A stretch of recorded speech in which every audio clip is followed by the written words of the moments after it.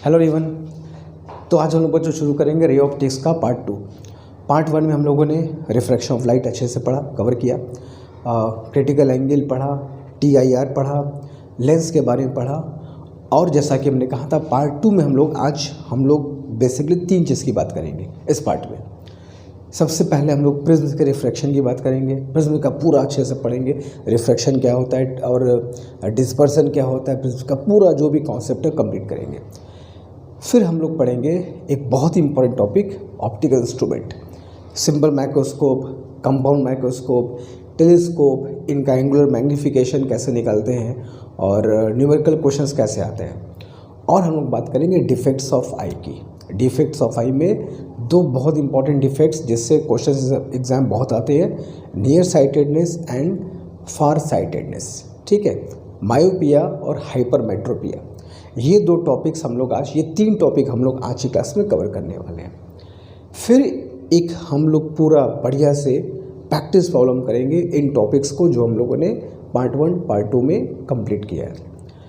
But start करने के पहले जिन बच्चों ने पार्ट 1 नहीं देखा है, पार्ट 1 के टॉपिक्स में जो कॉन्सेप्ट सिखाए गए हैं, जो फॉर्मूले बताए गए हैं, उनको कंप्लीट नहीं किया है तो सबसे पहले पार्ट 1 के पूरे टॉपिक को अच्छे से कंप्लीट कर लो, फिर पार्ट 2 के टॉपिक्स को कंप्लीट करो।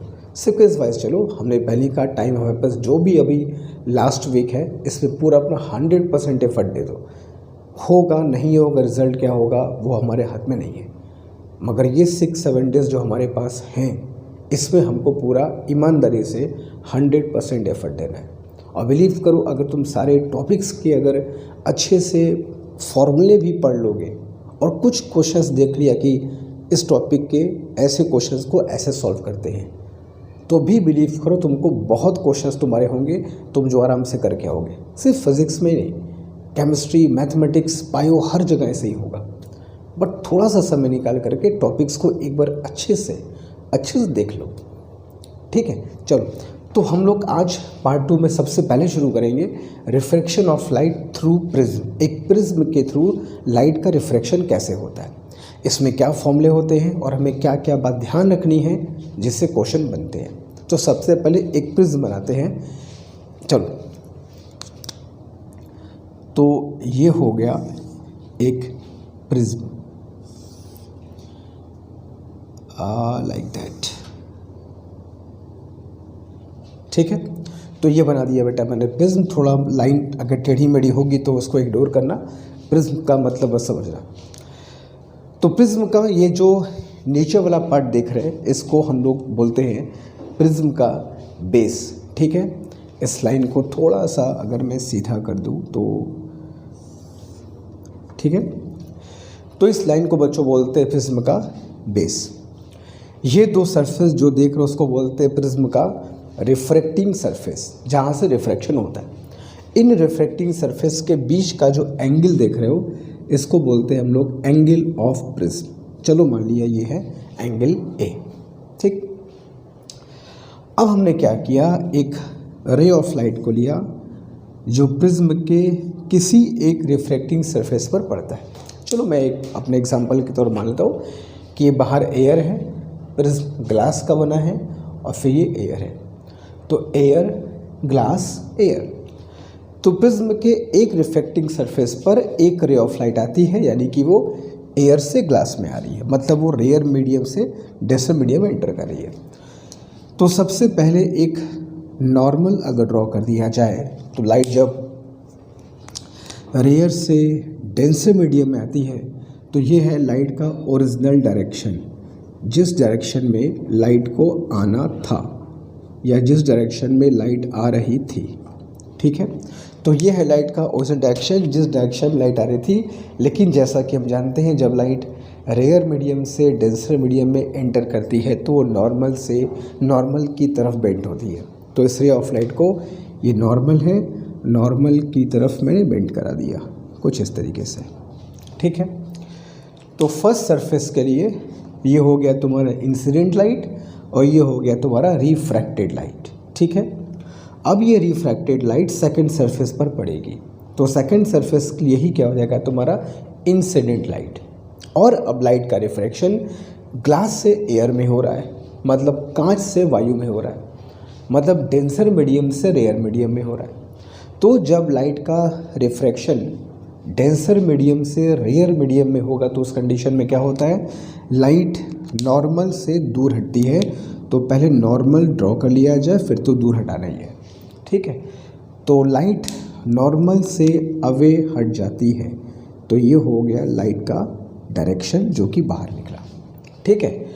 तो ये जो लाइट हमने प्रिज्म पर भेजी है, जनरली इस लाइट को हम क्या कहते हैं बच्चों, इंसिडेंट रे या इंसिडेंट लाइट या आपतित किरण हिंदी में।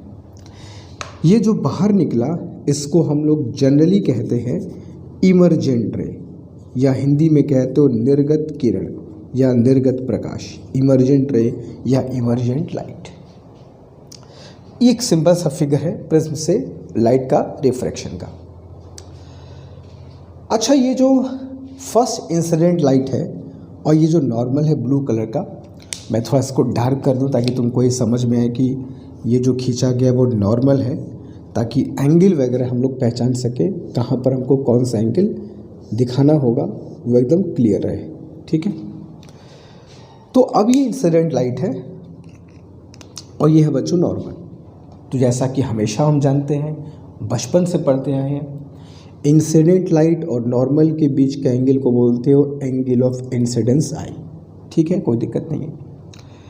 रिफ्रैक्टेड रे और नॉर्मल के बीच को एंगल को बोलते हो एंगल ऑफ रिफ्रैक्शन आर, ठीक, कोई दिक्कत नहीं है। अब ये जो लाइट है इस सरफेस के लिए तो कैसी लाइट है, रिफ्रैक्टेड है, लेकिन इस सरफेस के लिए ये लाइट कैसी है, इंसिडेंट है, ठीक है। मतलब इस पृष्ठ के लिए ये तो अपवर्तित किरण है, लेकिन इस पृष्ठ के लिए ये कैसी किरण है, आपतित किरण जो कि इस पर जा रही है।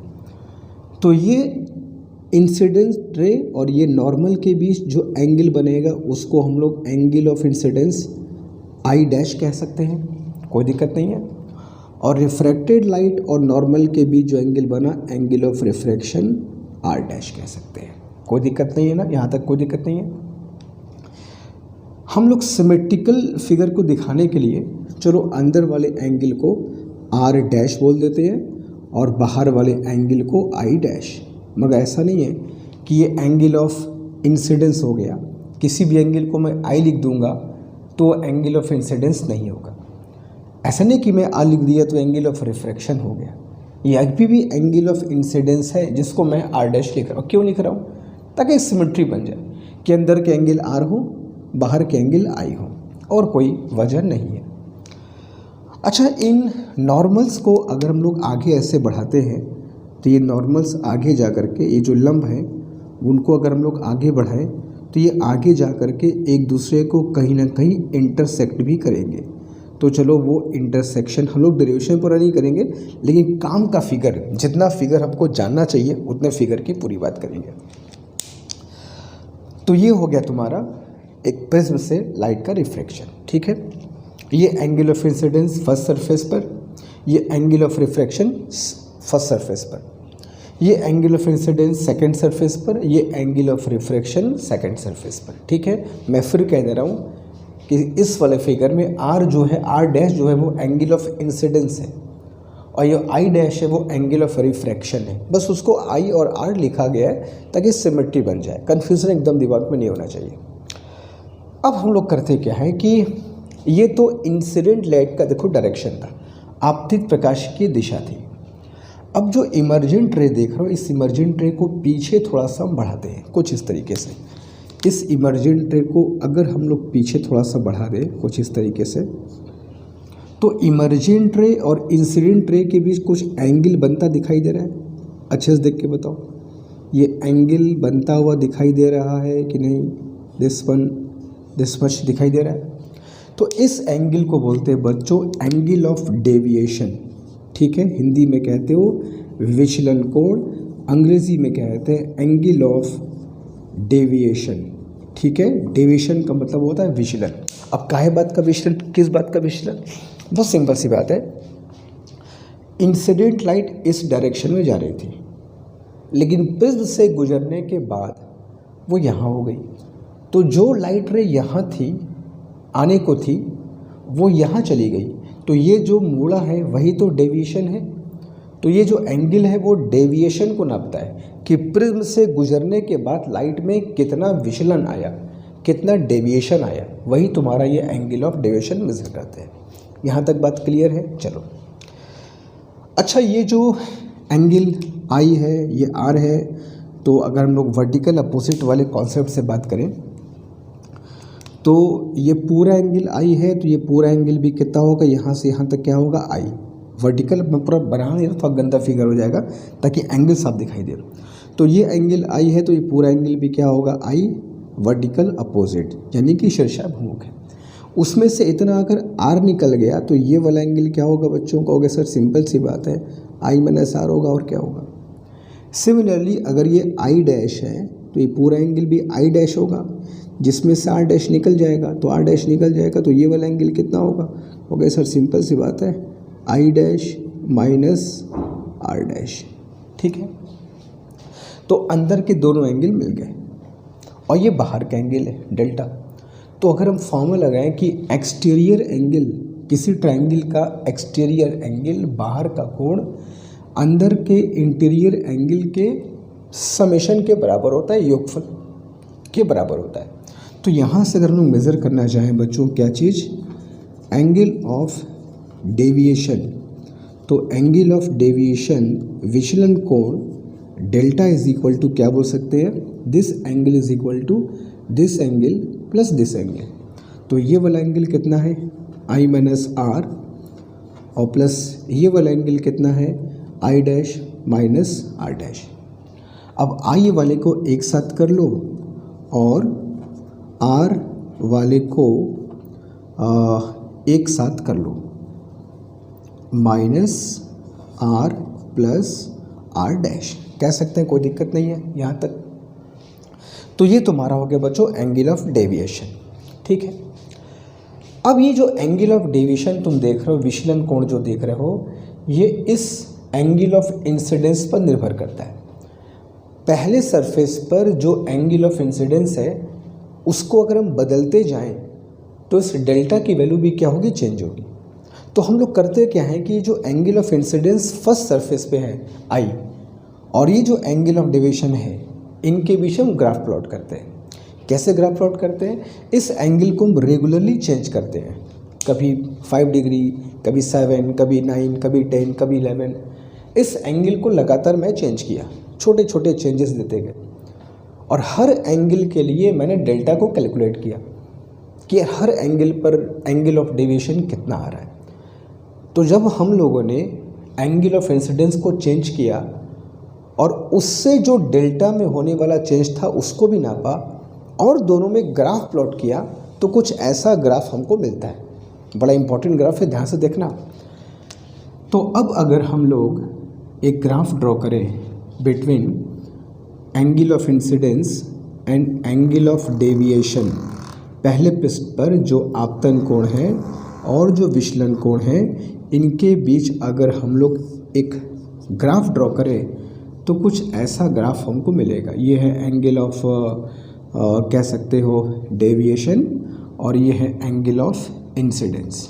ठीक है, हम लोग यहाँ से आई को चेंज करेंगे और उसके चेंज करने से डेल्टा पर क्या फ़र्क होगा उसको हम लोग देखते हैं और फिर ग्राफ प्लॉट करते हैं। तो जब ग्राफ प्लॉट करते हैं तो ये बड़ा अच्छा सा ग्राफ देखने को मिलता है, कुछ इस तरीके से। अब इससे क्या पता चला, इससे ये पता चला कि जब हम लोग एंगल ऑफ इंसिडेंस को बढ़ाते हैं, जब पहले सरफेस पर एंगल ऑफ इंसिडेंस को बढ़ाते हैं, बड़ा प्यारा सा रिलेशन ध्यान से समझना, जब पहले सरफेस पर एंगल ऑफ इंसिडेंस को बढ़ाते हैं तो एंगल ऑफ डेविएशन की देखो वैल्यू बेटा कम हो रही है। ग्राफ नीचे आ रहा है ना, तो ग्राफ नीचे आने का मतलब क्या हुआ कि डेल्टा की वैल्यू कम हो रही है। तो आई के बढ़ने पर पहले तो डेल्टा की वैल्यू कम होती है, कम होती है, कम होती है, और एक मिनिमम वैल्यू को हिट करने के बाद ये देखो फिर बढ़ना शुरू हो गया। तो जब मैं एंगल ऑफ इंसिडेंस को बढ़ाऊंगा तो डेल्टा की वैल्यू तो पहले कम होगी और एक मिनिमम वैल्यू तक पहुंचने के बाद फिर बढ़ना शुरू हो जाएगा। तो ये जो मिनिमम वैल्यू है ना डेविएशन की, वही हमारे काम की वैल्यू होती है। तो ये जो तुम वैल्यू देख रहे हो, ये जो तुम फिगर देख रहे हो, इस फिगर में जो डेल्टा की वैल्यू है इसको हम बोलते हैं बेटा डेल्टा एम, और डेल्टा एम का मतलब होता है एंगल ऑफ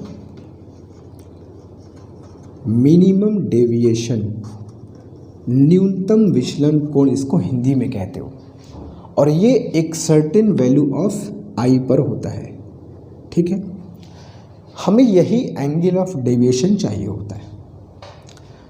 जब ये एंगल ऑफ डेविएशन मिनिमम होता है तो फिगर सिमेट्रिकल बन जाता है। सिमेट्रिकल बनने का समझते हो? एक बार एग्जाम में क्वेश्चन, तुमको एक क्वेश्चन से बताता हूँ। एक बार एग्जाम में क्वेश्चन आया था कि एक प्रिज्म से 4 फिगर दिया था, ऐसा है ना, रिफ्रैक्शन का 4 फिगर दिया था, और कहा था कि इनमें से कौन सा फिगर मिनिमम डेविएशन को रिप्रेजेंट करता है, मतलब किस फिगर में angle of deviation will be minimum.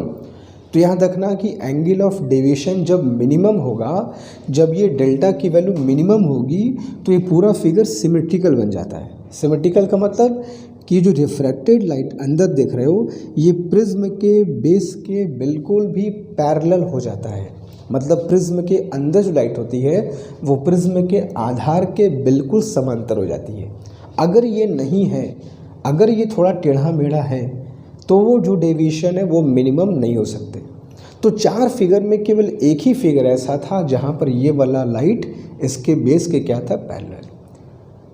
तो कभी भी ये वाली कंडीशन अगर मिली, ये वाली मतलब जब एंगल ऑफ डेविएशन की वैल्यू क्या हो, मिनिमम हो, विचलन कोण क्या हो, न्यूनतम हो, तो ऐसे कंडीशन में फिगर कुछ ऐसे बनेगा। मैं यहाँ फिगर बना देता हूँ, थोड़ा सा अच्छा रहेगा। कुछ ऐसा फिगर बनता तुमको दिखाई पड़ेगा, लाइक दैट। यहाँ से एक रे ऑफ लाइट आई और बिल्कुल सीधा निकल जाएगा पैरेलल, और फिर ये बाहर निकल जाएगा इस कंडीशन में। तो जो प्रिज्म के अंदर लाइट रे है वो इसके बेस के क्या होना चाहिए, पैरेलल।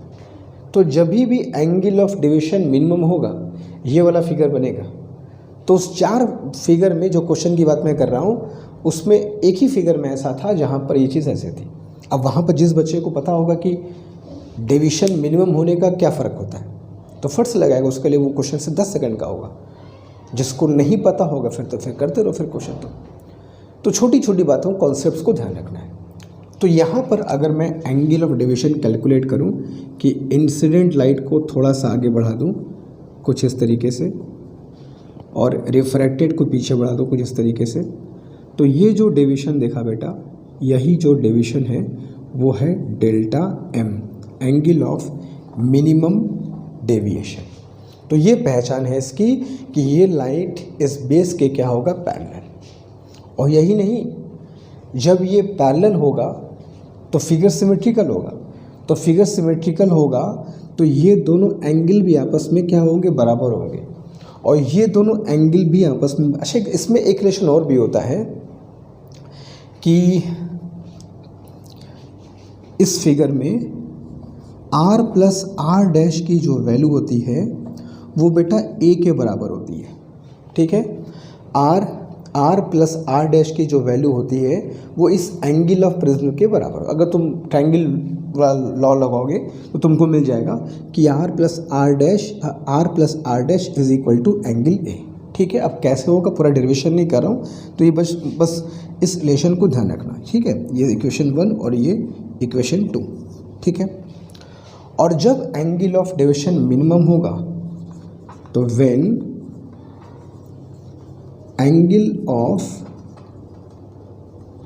डेविएशन इज मिनिमम, जब विचलन को न्यूनतम होता है तो ये दोनों एंगल भी बराबर होते हैं, मतलब r is equal to R dash, और ये किसके बराबर हो जाता है, a/2 के बराबर हो जाता है।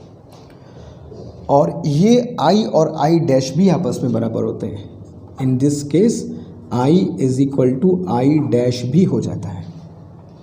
ठीक है, तो i is equal to i dash अगर मैं यहाँ रखूँगा और r प्लस आर डैश अगर a रख दूँगा तो यहाँ से इसकी जो वैल्यू आएगी वो a plus delta m by 2 के बराबर आ जाती है। ठीक है, देख लो अच्छे से। अगर दोनों एंगल बराबर होंगे तो आई प्लस आई डैश कितना हो गया 2i, और ये कितना होगा a, तो a को यहाँ भेज दिया तो डेल्टा m प्लस a हो गया, बाई 2 कर दिया तो i के बराबर आ गया। तो जब एंगल ऑफ डेविएशन मिनिमम होगा तो r की वैल्यू होगी a बाई 2 और i की वैल्यू होगी a plus delta m by 2। तो यहाँ से अगर रख करके स्नेल्स लॉ यूज़ किया जाए तो प्रिज्म के मटेरियल का रिफ्रैक्टिव इंडेक्स हमको मिल जाता है। तो जो रिफ्रैक्टिव इंडेक्स होता है यानी कि अपवर्तनांक, refractive index of prism material, prism के पदार्थ का अपवर्तनांक जो फॉर्मूला होता है वो ये होता है, mu is equal to sine A plus delta M by 2 divided by sine A by 2। ये प्रिज्म के रिफ्रैक्टिव इंडेक्स का फॉर्मूला होता है जो कि बहुत इंपॉर्टेंट फॉर्मूला है। इससे क्वेश्चन बहुत एग्जाम में आते हैं और बहुत अच्छे से हमको ध्यान होना चाहिए इस फॉर्मूले का। ठीक है, तो ये हो गया तुम्हारा प्रिज्म का मटेरियल का रिफ्रैक्टिव इंडेक्स। लेकिन यहाँ पर एक चीज़ अगर मैं तुमको और बता दूँ, मैं एक और फॉर्मूला होता है लेकिन मैं लिखूँ कहाँ, चलिए लिख देता हूँ। फॉर स्मॉल एंगल्स के लिए जैसा कि हम जानते हैं साइन थीटा अप्रॉक्सीमेटली क्या होता है थीटा, छोटे एंगल्स के लिए। तो sine theta is equal theta हो जाएगा, तो साइन यहाँ से हट जाएगा, ये बचा और ये बचा, 2 यहाँ से कैंसिल हो जाएगा, तो a plus delta m by A बचेगा। उसमें भी डिवाइड कर दोगे तो a बाई कितना होगा 1 प्लस डेल्टा m बाई ए। ठीक है, बात समझ में आ रही है। तो उस कंडीशन में जो डेल्टा m की वैल्यू होगी वो ये होती है म्यू माइनस 1 इंटू ए। तो ये भी एक फॉर्मूला है, याद रखना।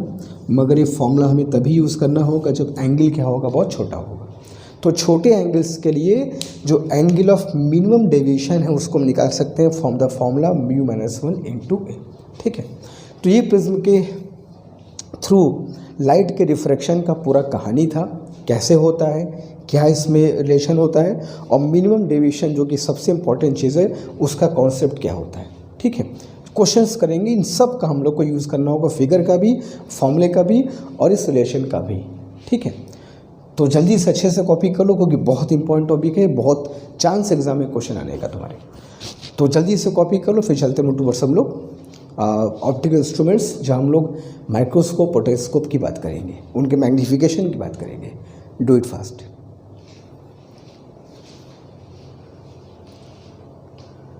तो वो जो सिंपल माइक्रोस्कोप में गलती से बोल दिया था, अभी हमको प्रिज्म में 2 टॉपिक और पढ़ने हैं। एक dispersion of light through prism, angular dispersion क्या होता है, और किसी प्रिज्म का डिस्पर्सिव पावर क्या होता है और इसको कैसे फाइंड करते हैं। ये 2 चीज़ों के बाद ही हम लोग चलेंगे टूवर्ड्स ऑप्टिकल इंस्ट्रूमेंट्स, जहाँ माइक्रोस्कोप टेलीस्कोप की बात हम लोग करेंगे। पहले डिस्पर्सिव पावर क्या होता है और एंगुलर डिस्पर्जन, एक प्रिज्म से एंगुलर डिस्पर्सन कैसे प्रोड्यूस होता है, इसको थोड़ा समझ लेते हैं। तो चलो सबसे पहले फिर से एक बढ़िया सा प्रिज्म बना दिया जाए कुछ इस तरीके से, ये। ठीक है, तो ये हो गया मेरा एक प्रिज्म। अब इस प्रिज्म से मान लो हमें डिस्पर्सन ऑफ लाइट का मतलब क्या होता है कि मान लो अगर हम एक प्रिज्म से एक सनलाइट को पास कराएं जिसमें मल्टीपल वेवलेंथ्स होते हैं, तो उसकी बात करते हैं। चलो, तो हमने क्या किया, प्रिज्म में सनलाइट को भेजा जिसमें मल्टीपल वेवलेंथ होते हैं, उसमें से भी हम केवल मेनली 7 कलर्स जो होते हैं उनकी हम लोग बात करते हैं। तो जब भी कोई सनलाइट किसी प्रिज्म से होकर गुजरती है तो ऐसा कहा जाता है कि वो अपने जो कॉन्स्टिट्यूएंट कलर्स हैं, कॉन्स्टिट्यूएंट कलर्स का मतलब जिन कलर्स के, जिन प्राइम कलर्स से, वैसे तो नंबर ऑफ कलर्स सनलाइट में इन्फाइनाइट होते हैं, लेकिन जो प्राइमरी कलर्स हैं, जो मेन कलर्स हैं जिससे मिल करके ये सनलाइट बनी है, सनलाइट वो अलग अलग कलर्स में क्या होता है, ब्रेक हो जाता है, स्प्लिट हो जाता है, टूट जाता है। अलग अलग कलर अलग अलग डायरेक्शन में हमको जाता हुआ दिखाई पड़ेगा। अलग अलग कलर का अलग अलग डेविएशन होगा, तभी वो कलर्स क्या होंगे, अलग अलग हो जाएंगे। कलर्स का मतलब लाइट में देखो वेवलेंथ से होता है। तो अगर मैं कहता हूँ कि सनलाइट में इनफाइनाइट कलर्स हैं, तो इट मीन्स कि सनलाइट में इनफाइनाइट वेवलेंथ्स हैं। बात समझ आ रही है? तो अब अलग अलग वेवलेंथ अलग अलग कलर्स जब इस प्रिज्म से गुजरेंगे तो अलग अलग उनका एंगल ऑफ डेविएशन होगा। रेड कलर अलग एंगल से डेविएट होगी, ब्लू अलग एंगल से डेविएट होगा, येलो अलग कलर से एंगल से डेविएट होगा। तो जब सबका डेविएशन अलग अलग होगा तो तभी तो कलर्स क्या होंगे, सेपरेट होंगे। इसी फिनोमेना को हम बोलते हैं डिस्पर्सन। डिस्पर्सन का मतलब क्या होता है, फैलना, अलग अलग होना, स्प्लिट होना। तो कुछ ऐसे फिगर बनेगा इसका। यहाँ से एक सनलाइट लिया और ये पहले क्या हुआ, अंदर स्प्लिट हो गया, है ना। इसको स्प्लिट कर दिया जाए, पतले पतले रेज दिखाने होंगे कुछ इस तरीके से। 3 3 6 हो गए, चलो 7। अब ये 7 के सातों रंग क्या होगा, इनका जो एंगल ऑफ डेविएशन होगा वो डिफरेंट होगा, कुछ इस तरीके से, ठीक है। और जो इनका ऑर्डर होता है कलर्स का वो क्या होता है, नीचे से क्या होता है, violet, indigo, blue, green, yellow, orange, red, जिसको हम कहते हैं विबग्योर। तो ये तो लाइट का देखो बेटा ओरिजिनल डायरेक्शन था, जिस डायरेक्शन में लाइट आने वाली थी। और सभी कलर्स अलग अलग डायरेक्शन में क्या हो गए, स्प्लिट हो गया। क्यों ऐसा हुआ, क्योंकि हर अलग अलग कलर की वेवलेंथ अलग अलग होती है, जिसमें से रेड कलर का जो वेवलेंथ है लैम्डा मैक्सिमम होता है, और वायलेट कलर का लैम्डा क्या होता है बच्चों, वेवलेंथ क्या होता है, मिनिमम। इस बात को ध्यान रखना है। तो जिस कलर का वेवलेंथ सबसे ज़्यादा होता है, मतलब रेड कलर का, उसमें डेविएशन क्या होता है, सबसे कम होगा। एंगल ऑफ डेविएशन वेवलेंथ के उल्टा होता है, मतलब उसका अपोजिट होगा। अब हम जानते हैं कि जो एंगल ऑफ डेविएशन, अभी कुछ देर पहले मैंने पढ़ाया था कि एंगल ऑफ डेविएशन जो होता है डेल्टा इज इक्वल टू क्या होता है बच्चों, μ-1 इंटू ए। तो एंगल ऑफ डेविएशन देखो किस पर डिपेंड करता है, रिफ्रैक्टिव इंडेक्स पर डिपेंड करता है, क्योंकि ए तो सभी के लिए क्या होगा, कॉमन होगा। और ये जो म्यू रिफ्रैक्टिव इंडेक्स है वो लैम्डा पे डिपेंड करता है। तो चूँकि हर कलर का लैम्डा अलग अलग होगा तो हर कलर का म्यू अलग अलग होगा।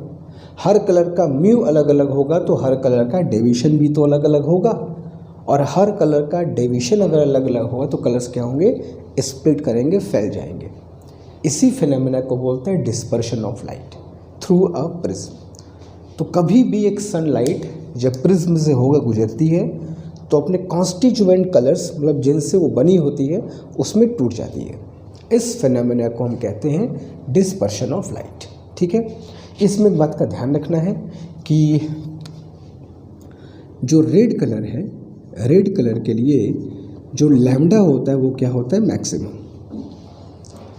लैम्डा मैक्सिमम होने से इसका जो रिफ्रैक्टिव इंडेक्स है वो क्या होता है, minimum.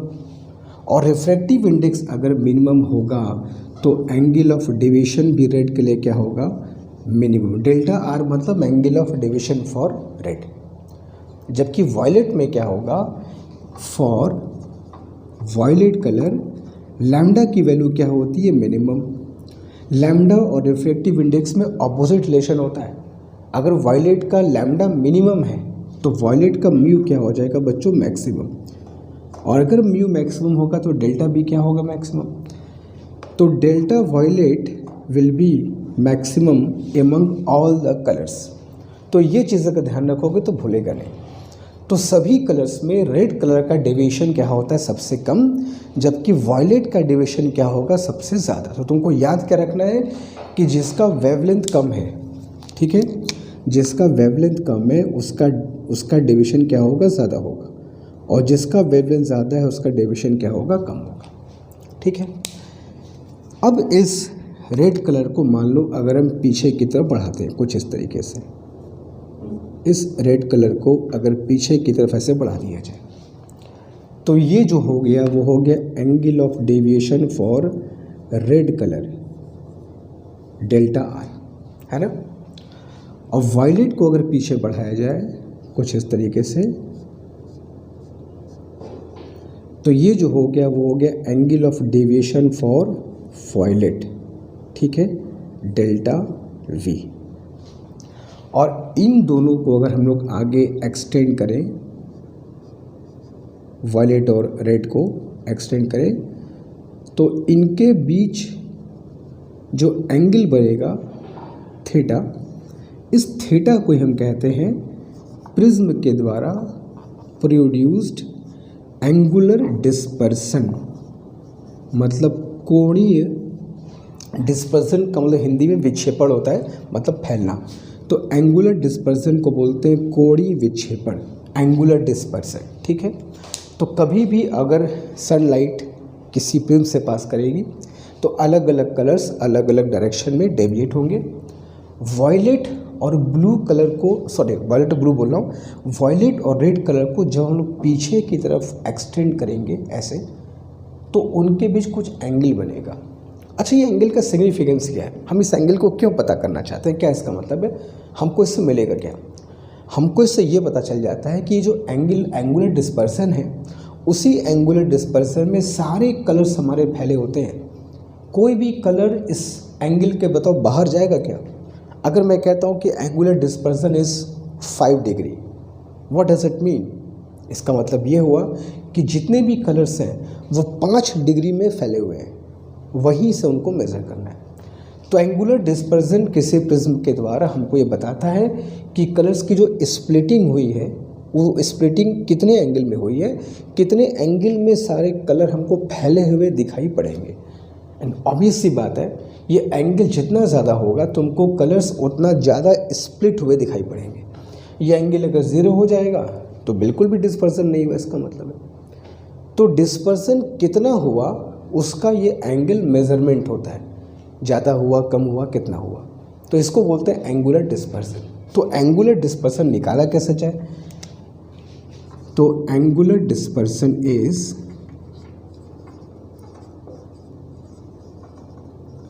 Theta is equal to angle of deviation for violet minus angle of deviation for red.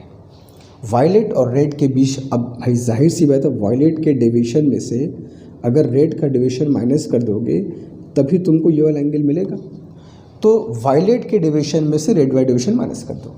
तो जब मैं इस डेल्टा को यहाँ पे रखूँगा तो theta is equal to formula मिलेगा mu violet minus mu R into A, ठीक है।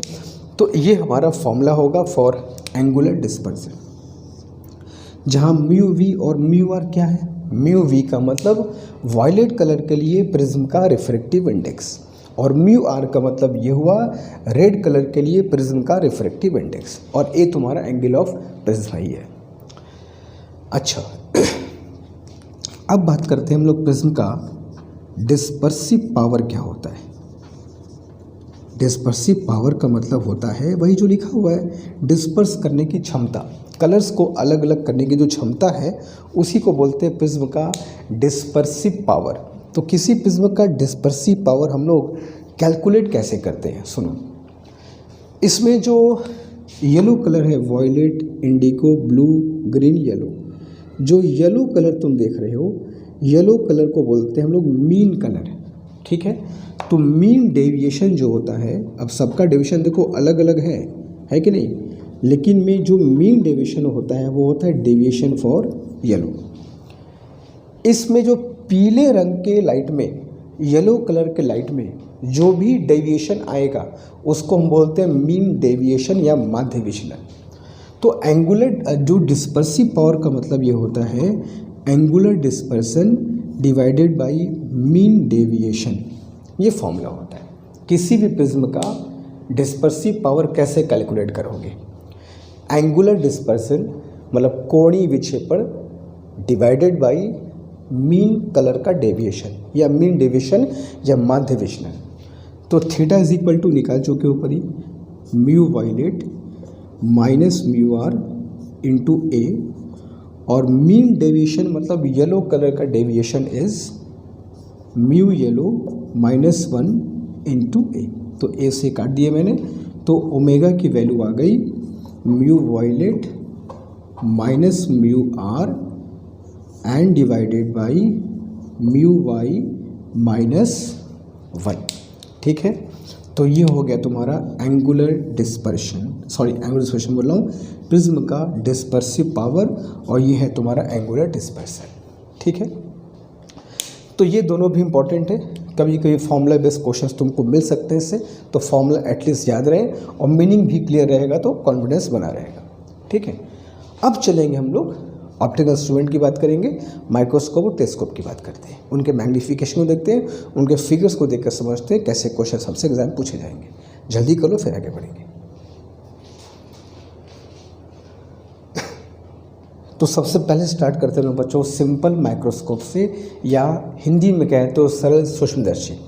हालांकि इससे क्वेश्चन बहुत ज़्यादा तो नहीं आते हैं, मगर कभी कभी फॉर्मूले बेस्ड क्वेश्चन कुछ पूछे हो तो मगर समझना जरूरी है क्या होता है। फॉर्मूला वगैरह तो ठीक है, जो है तो पढ़ेंगे हम लोग। एक हैंड लेंस, एक कॉन्वेक्स लेंस को यूज़ करके जो हम लोग इमेज बनाते हैं वही एक सिंपल माइक्रोस्कोप होता है। एक सिंपल हैंड लेंस हमने देखा होगा जो हमको मिलता है हमारे ज्योमेट्री बॉक्स में, है ना।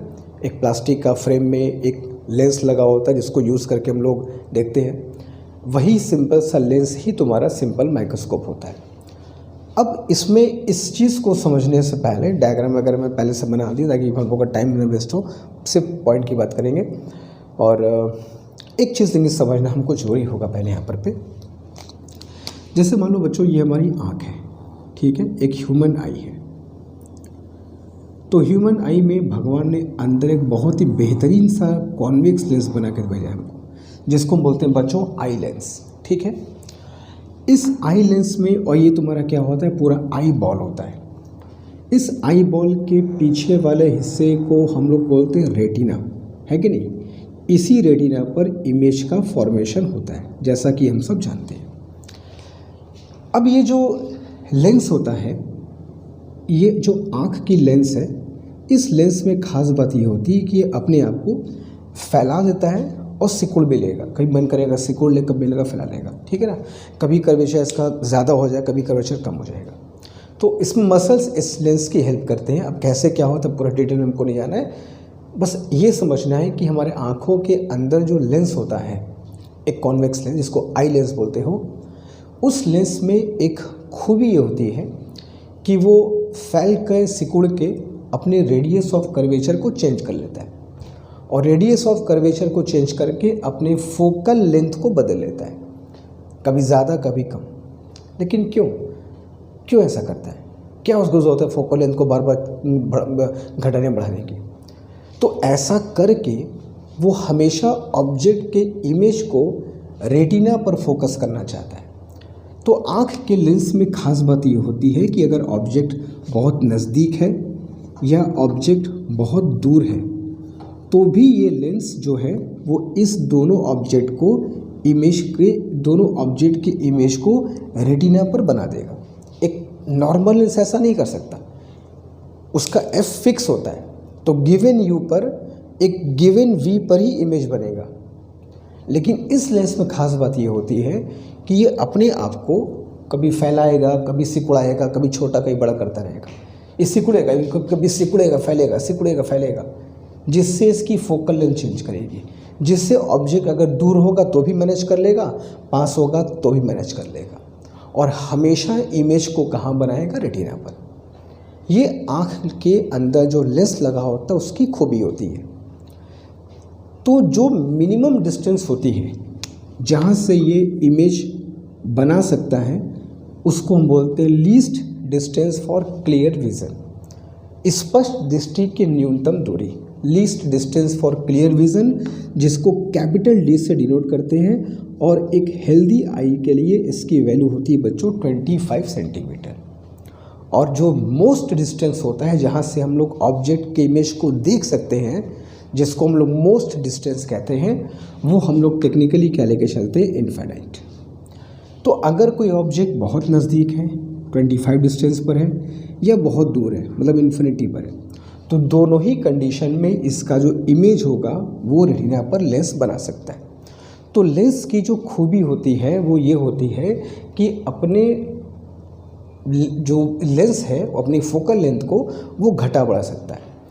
घटा बढ़ा सकने के वजह से वो इन इमेज को कहीं पर भी हो, नॉट इन्फिनिटी 25, इनके बीच में कहीं भी होगा रेटिना बन जाएगा। तो इस लेंस के इस पावर को हम एक खास नाम से पुकारते भी हैं और वो लेंस का जो खास नाम होता है इस पावर को हम बोलते हैं आँख का एकोमोडेशन पावर ऑफ आई। हिंदी में कहते हो आँख की समंजन क्षमता, एकोमोडेशन पावर। लेकिन ये तो थ्योरेटिकल बात है कि 25 सेंटीमीटर पर हो या इन्फानाइट पर हो, कहीं भी ये एडजस्ट कर लेगा, ये सब थ्योरेटिकल बात है। आँख की क्षमता समय के साथ बदलती रहती है, तो आँख में डिफेक्ट्स होते रहते हैं। ये 25 और इन्फिनिटी तो थ्योरेटिकल बात है, हर इंसान के लिए ये 25 और ये इन्फिनिटी नहीं होता, ये बदलता रहता है। क्या उसकी बात हम जब डिफेक्ट्स पढ़ाऊँगा तो बात करूँगा, अभी फ़िलहाल समझो।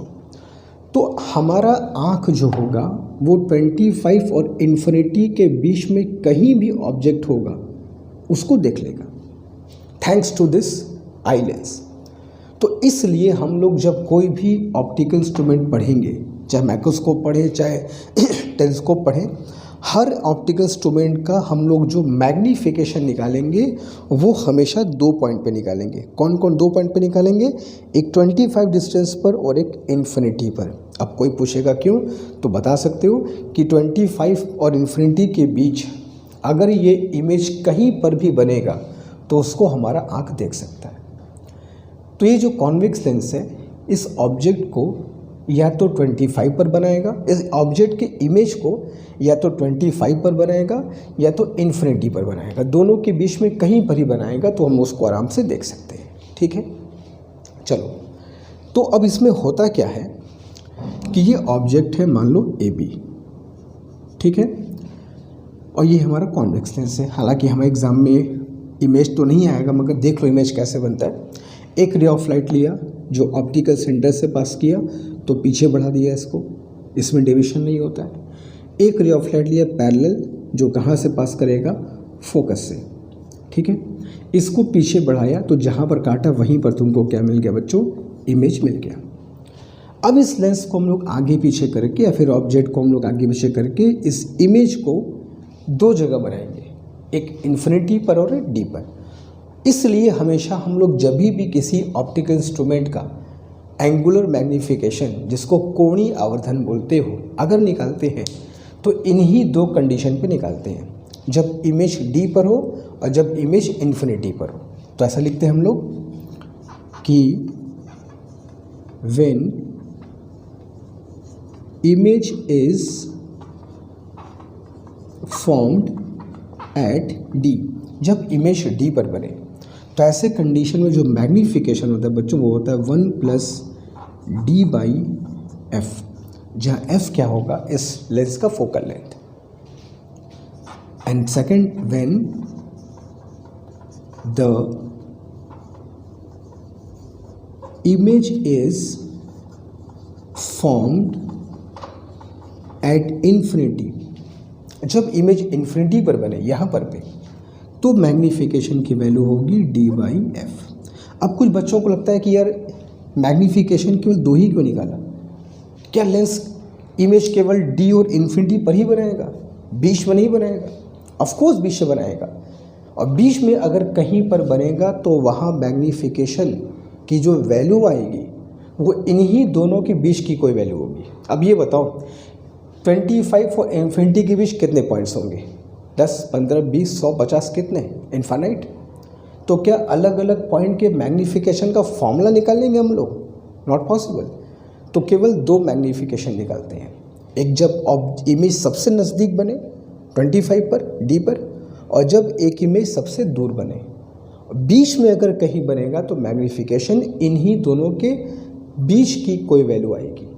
तो इसलिए किसी भी ऑप्टिकल इंस्ट्रूमेंट का मैग्नीफिकेशन, कोणीय आवर्धन हमेशा दो जगह निकालते हैं, या तो डी पर या तो इन्फिनिटी पर, ताकि हमको ये पता चल जाए कि इससे कभी ज़्यादा नहीं हो सकता मैग्नीफिकेशन और इससे कभी कम नहीं हो सकता। ये कहने का मेरा मेन मतलब है, ठीक है। तो ये सिंपल माइक्रोस्कोप की कहानी है, जल्दी से कॉपी कर लो। चलते हम लोग more important topics, compound microscope and telescope, ठीक है।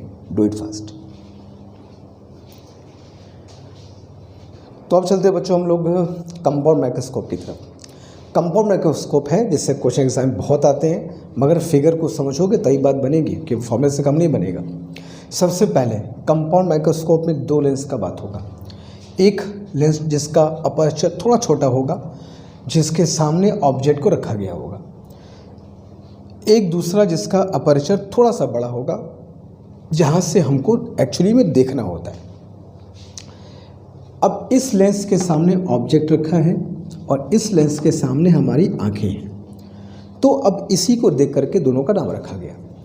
ये जो छोटा वाला अपर्चर है, इस लेंस को हम कहते हैं कंपाउंड माइक्रोस्कोप का ऑब्जेक्टिव। कंपाउंड माइक्रोस्कोप को हिंदी में कहते हो संयुक्त सूक्ष्मदर्शी, और ऑब्जेक्टिव को हिंदी में कहते हो बच्चों अभिदृश्यक। तो ये हो गया तुम्हारा ऑब्जेक्टिव, और यहाँ पे आँख रख के हम लोग देखेंगे इमेज को। कहाँ बन रहा है इमेज, हमारा फाइनल इमेज। तो इस लेंस को नाम दिया गया आई पीस, हिंदी में कहते हो बच्चों नेत्रिका। तो अभिदृश्यक और नेत्रिका, ऑब्जेक्टिव और आई पीस। अब ये एक छोटा सा ऑब्जेक्ट लिया मैंने ए बी, ठीक है। यहाँ से एक रे ऑफ लाइट लिया, ऑप्टिकल सेंटर से गया, बिना डिविएशन के आगे बढ़ गया। एक रे ऑफ लाइट लिया प्रिंसिपल एक्सिस के पैरेलल, तो कहाँ से पास करेगा, फोकस से। दोनों जहाँ पर काटे वहाँ एक इमेज बन गया ए डैश बी डैश। क्लियर है। अब ये ए डैश बी डैश इस लेंस के लिए इमेज है, और ये ए बी इस लेंस के लिए ऑब्जेक्ट है। तो इस डिस्टेंस को हम लोग बोलते हैं बच्चों यू ओ, ऑब्जेक्टिव का ऑब्जेक्ट डिस्टेंस। और इस डिस्टेंस को हम लोग बच्चों बोलते हैं वी ओ। वी ओ मतलब ऑब्जेक्टिव के लिए इमेज डिस्टेंस। तो इस ऑब्जेक्टिव के लिए ये ऑब्जेक्ट बना और ये उसका इमेज, यू और वी। एकदम सिंपल सी बात है। अब ये जो इमेज बना इसका, वो इस लेंस के सामने आ गया। तो अब ये जो इसका इमेज है वो इसके लिए क्या बन जाएगा, ऑब्जेक्ट बन जाएगा। तो एक ही चीज़ जो ऑब्जेक्टिव का ऑब्जेक्ट है वो आईपीस, और जो ऑब्जेक्टिव का इमेज है वो आईपीस के लिए क्या बन जाएगा, ऑब्जेक्ट। अब हमें करना क्या है, इस आईपीस को आगे पीछे शिफ्ट करो, जहाँ मन करे वहाँ करो, इस डिस्टेंस को चेंज करो और इसका इमेज जहाँ बनाना है बनाओ ना यार, क्या दिक्कत है। तो what we do, we move back and forward the eyepiece. इस नेत्रिका को आगे पीछे खिसकाओ ना यार, और इसका इमेज जहाँ करे मन बनाओ। तो पहली कंडीशन लिखी है when the image is formed at D, जब अंतिम प्रतिबिंब स्पष्ट दृष्टि की न्यूनतम दूरी डी पर बने। When the final image is formed at least distance for clear vision. तो हमें इस डिस्टेंस को ऐसे सेट करना होगा कि इसका इमेज यहाँ पर बने, और वो जो डिस्टेंस है, ये जो इमेज बना है A dash double B, A double dash B double dash, ये जो डिस्टेंस है वो कैपिटल डी के बराबर हो, least distance for clear vision, ठीक है। 25 सेंटीमीटर पर बने। इसको आगे भी शिफ्ट करके ऐसे हम लोग मैनेज कर सकते हैं। तो ये जो हो गया, ये है आईपीस का ऑब्जेक्ट। तो इसको यू ई बोल सकते हैं। यू मतलब ऑब्जेक्ट डिस्टेंस, ई मतलब आईपीस के लिए, और इसको हम लोग वी ई भी कह सकते हैं। वी मतलब इमेज डिस्टेंस, ई मतलब आईपीस के लिए। तो ऑब्जेक्टिव के लिए ये ऑब्जेक्ट, ये इमेज, आईपीस के लिए ये ऑब्जेक्ट और उसका ये इमेज। तो ये पहले कंडीशन में तुम्हारा हो गया फिगर का फॉर्मेशन। अब इसका जो कोणीय आवर्धन है, एंगुलर मैग्नीफिकेशन, उसका फॉर्मूला ये होता है m is equal to minus V not by U naught and bracket में 1 plus D by F E. जहाँ वी नॉट और यू नॉट देख ही रहो क्या है, वी नॉट और U naught. D is this value and F E होता है, F E is focal length of eyepiece, E मतलब आई पीस। ठीक है, तो फॉर्मूला हो गया। एक चीज़ और हमको यहाँ पर जाननी होती है और वो बड़ा इम्पॉर्टेंट है, और वो होता है बच्चों लेंथ ऑफ इंस्ट्रूमेंट या लेंथ ऑफ माइक्रोस्कोप। इस केस में लेंथ ऑफ माइक्रोस्कोप की वैल्यू क्या होगी? लेंथ का मतलब क्या होता है किसी भी इंस्ट्रूमेंट में, माइक्रोस्कोप हो चाहे टेलीस्कोप हो? लेंथ का मतलब होता है ऑब्जेक्टिव और आईपीस के बीच का जो दूरी है वही माइक्रोस्कोप का या इंस्ट्रूमेंट की लेंथ कही जाती है। तो अगर मैं तुमसे पूछूं कि इस कंडीशन में का मतलब जब इमेज कहाँ पर बन रहा हो, डी पर बन रहा हो, तो इस माइक्रोस्कोप की लेंथ कितनी है? तो लेंथ का मतलब यहाँ से यहाँ तक नाप लो पूरा।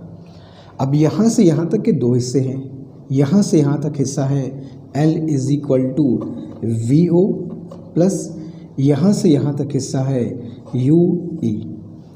तो V O plus U E is the total length. अब हमको इन दोनों में कैसे इसकी वैल्यू कैलकुलेट करनी होगी, इसकी वैल्यू कैलकुलेट करनी होगी, दोनों को ऐड कर देंगे, लेंथ निकल जाएगा।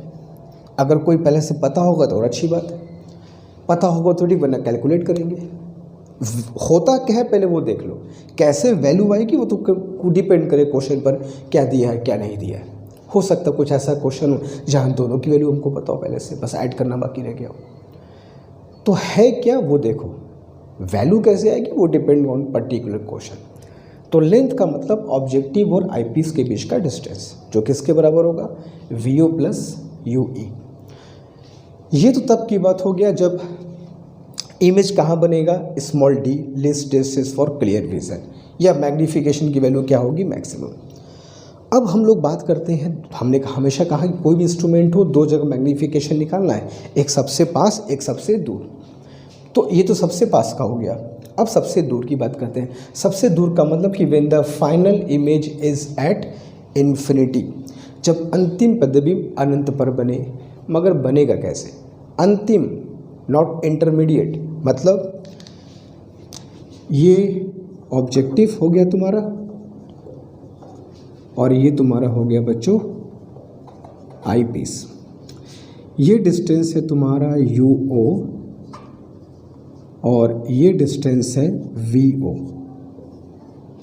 ठीक है, और ये डिस्टेंस तो हमारा फिक्स है।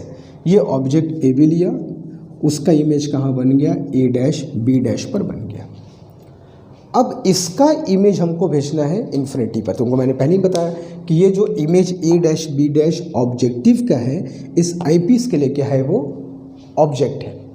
तो इसका जो इमेज बनाऊंगा इसके द्वारा वो कहाँ पर होना चाहिए, इन्फिनिटी पर। तो कॉन्वेक्स लेंस में जब कोई ऑब्जेक्ट लेंस के फोकस पर होता है तो इन्फिनिटी पर इमेज भाग जाता है। तो अगर मैं ये चाहूँ कि इसका इमेज इसके द्वारा इन्फिनिटी पर बने, शब्दों को सुनना, अगर मैं चाहूँ कि इसका इमेज इसके द्वारा इन्फिनिटी पर भाग जाए तो ये ऑब्जेक्ट इसके फोकस पर होना चाहिए। यानी कि इस कंडीशन में ये जो डिस्टेंस है यहाँ से यहाँ तक, ये एफ ई के बराबर होना चाहिए। अगर ये एफ ई के, और कैसे होगा, पहले ही कह दिया कि इसको आगे भी शिफ्ट करो ना यार, लाओ ना फोकस पे, उसको आगे पीछे शिफ्ट करो, इसके फोकस पे ला दो। जैसे इसका इमेज यहाँ बना, इसको थोड़ा सा पीछे कर दो, आगे कर, ताकि ये इसके फोकस पे आ जाए। जैसे ही ये इसके फोकस पे आएगा ये स्थिति बन जाएगी, इन्फिनिटी पर इमेज भाग जाएगा। तो इन्फिनिटी पर इमेज बनने के लिए, फाइनल इमेज बनने के लिए जो बीच वाला इमेज है वो आईपीस के फोकस पर होना चाहिए। तो इस कंडीशन में जो मैग्नीफिकेशन का फॉर्मूला होता है वो होता है m is equal to minus V not by U nought into D by F E. यहाँ पर 1+ नहीं होता। और लेंथ की बात करोगे तो लेंथ यहाँ से यहाँ तक की दूरी, तो यहाँ से यहाँ तक कितना है बच्चों, वी नॉट, और प्लस यहाँ से यहाँ तक की वैल्यू क्या है, एफ ई।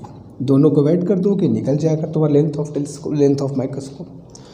तो ये दो कंडीशन में हमारा मैग्नीफिकेशन हमको और मैग्नीफिकेशन और लेंथ हमको अच्छे से पता होना चाहिए। इस पर क्वेश्चंस आएंगे तो हमको अच्छे से पता हो कि किस कंडीशन में कौन सा फॉर्मूला यूज़ करके हमें कैलकुलेशन करना है।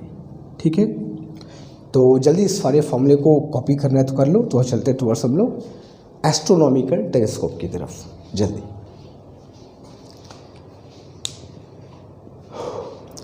तो अगेन बच्चों, एस्ट्रोनॉमिकल टेलीस्कोप में भी हम लोग को दो कंडीशन मैग्नीफिकेशन निकालना होता है, मगर पहले ये है क्या समझते हैं। इसमें भी देखो दो लेंस होंगे, एक जिसका बड़ा अपर्चर होगा उस लेंस को हम कहते हैं ऑब्जेक्टिव। अब एस्ट्रोनॉमिकल टेलीस्कोप में क्या होता है बच्चों कि ऑब्जेक्ट बड़ा दूर होता है, बहुत दूर होगा इसकी फोकल लेंथ के कंपैरिजन में। तो दूर के ऑब्जेक्ट का जो इमेज होगा, इन्फिनिटी वाले ऑब्जेक्ट का इमेज कहाँ बनेगा, फोकल प्लेन पे। तो ये तो डिस्टेंस कन्फर्म है कि ये हमेशा फोकस के बराबर होगा FO। अब इस लेंस को अगर मैं आगे पीछे कर भी दूँ तो क्या फ़र्क पड़ेगा, जो ऑब्जेक्ट इन्फिनिटी पर है वो तो इन्फिनिटी पर ही रहेगा। तो इन्फिनिटी पर रखे ऑब्जेक्ट का इमेज कहाँ बनेगा, फोकस पे। ये डिस्टेंस तो फिक्स हो गया और ये इमेज हो गया A' B'। अब ये है तुम्हारा आई पीस।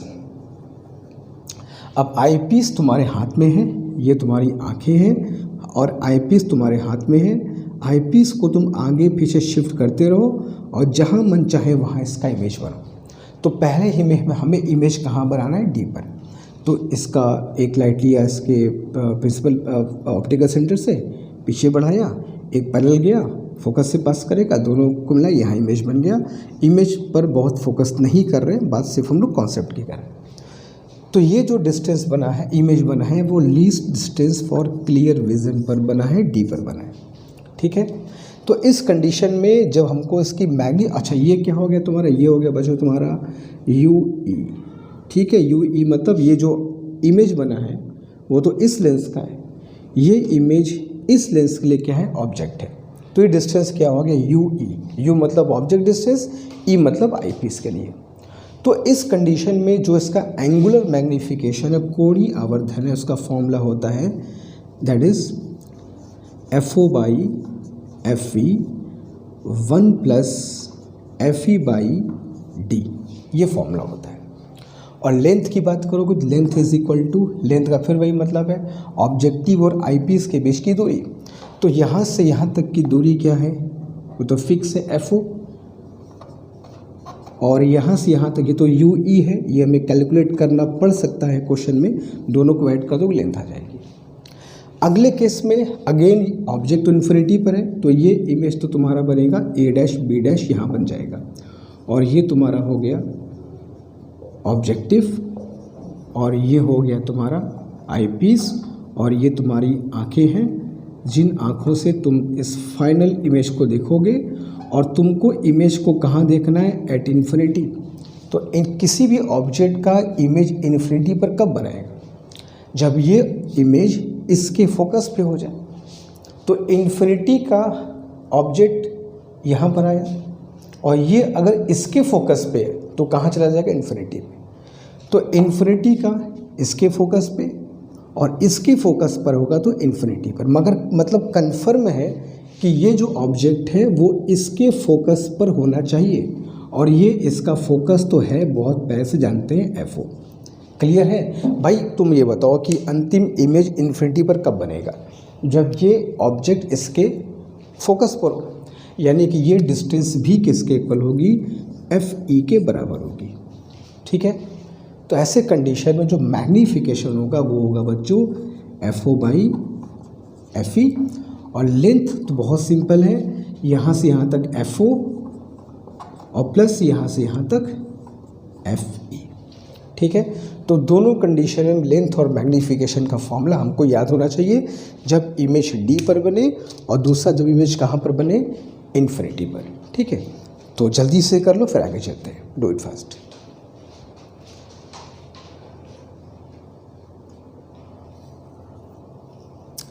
ओके फाइन, तो आज हम लोग बच्चों यहाँ पे स्टॉप करेंगे, और आज जितने भी टॉपिक्स हम लोग पढ़े हैं, इन सारे टॉपिक्स को ध्यान से देख करके, पढ़ करके, कॉन्सेप्ट्स को नोट करके, फॉर्मूले को अच्छे से याद कर लो।